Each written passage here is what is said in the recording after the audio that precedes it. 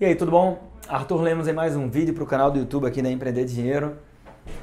Hoje eu vou passar para você uma forma de analisar investimentos que poucas pessoas usam e que saber isso ajuda você a saber se você está no investimento certo ou não. Existem várias formas de você analisar renda, várias formas de você analisar o seu orçamento e várias perspectivas diferentes para você analisar a tua carteira de investimentos. Hoje eu vou falar de uma delas que não é muito utilizada. Eu tenho certeza que você vai aproveitar ao aplicar na tua vida financeira. Vamos nessa.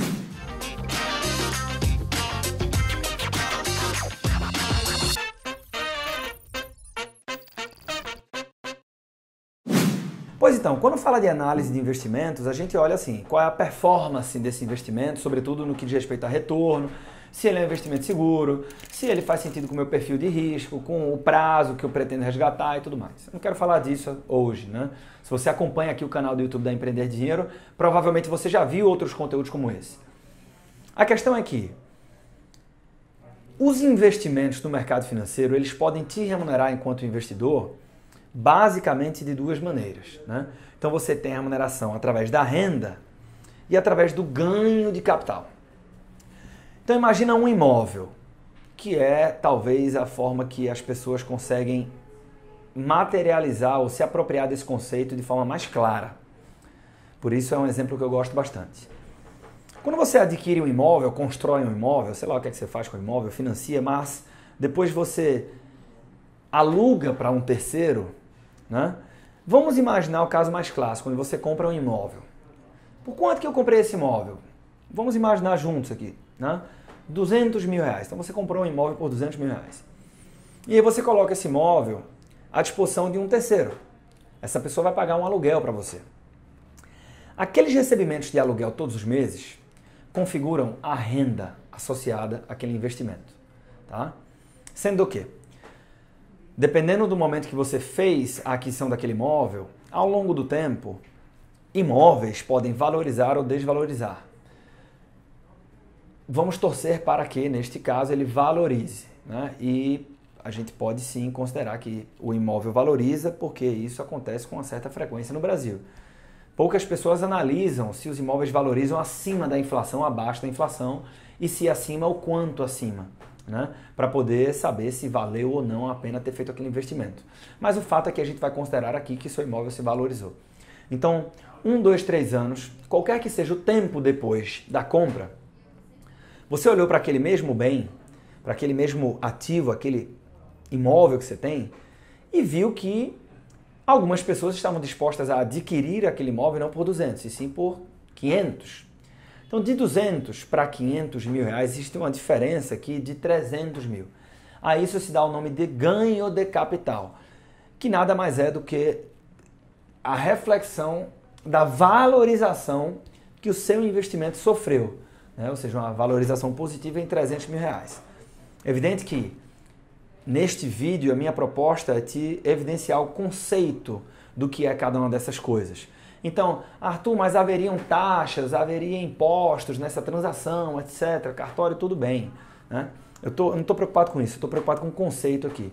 É entender que alguns investimentos, a estrutura deles faz com que estes investimentos sejam efetivamente mais vantajosos para os investidores através dos ganhos de capital e não necessariamente do fluxo de renda. E alguns outros, o ganho de capital muitas vezes não é tão relevante, mas o fluxo de renda sim. E a pergunta que fica é, o seu momento hoje, no seu ciclo de vida, aquilo que você quer, é um momento no qual você quer multiplicar os teus ativos ou você quer consumir o retorno que eles geram? Porque, veja, alguns investimentos fazem muito sentido para que você busque o ganho de capital. Eles até entregam uma renda, mas não é uma renda tão relevante assim. Eu volto aos próprios imóveis. Se você for olhar para a renda que os imóveis entregam aos investidores, eu tenho exceções? É evidente que eu tenho exceções. Mas muitas, na grande maioria das oportunidades, a renda imobiliária sobre o valor do imóvel, percentualmente, ela é inferior a uma tonelada de outras alternativas que você tem à sua disposição no mercado financeiro. Alternativas que vão te entregar, então, uma renda, um retorno nesta perspectiva de renda, um retorno maior, sendo que, inclusive, outras alternativas de investimentos que vão ter mais segurança e até mais liquidez.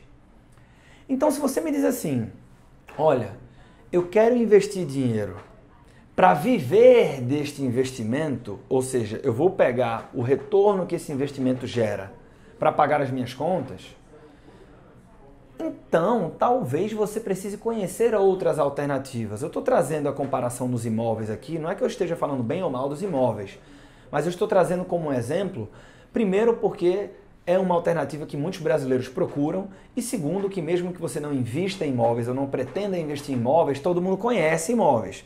Se eu estivesse falando de um outro produto um pouco mais sofisticado, talvez algumas pessoas não conhecessem.